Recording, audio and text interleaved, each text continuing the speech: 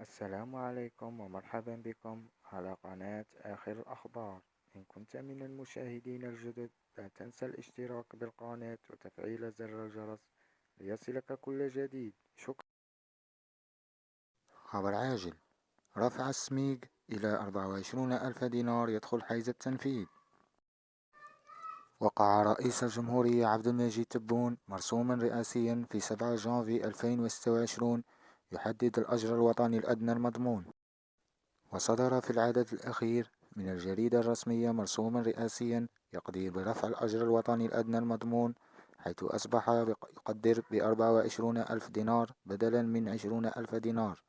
كما يحدد الأجر الوطني الأدنى المضمون الموافق لمدة عمل قانونية أسبوعية قدرها 40 ساعة، وهو ما يعادل 173.33 ساعة في الشهر، ب24 ألف دينار جزائري في الشهر، أي ما يعادل 138.46. وحسب ما صدر في الجريدة الرسمية، فإن جميع الأحكام المخالفة لهذا المرسوم تلغى، لا سيما المرسوم الرئاسي رقم 137 المؤرخ في 24 شعبان عام 1442 الموافق 7 أفريل سنة 2021، الذي يحدد الأجر الوطني الأدنى المضمون، ويسري مفعول هذا المرسوم ابتداء من أول جانفي سنة 2026.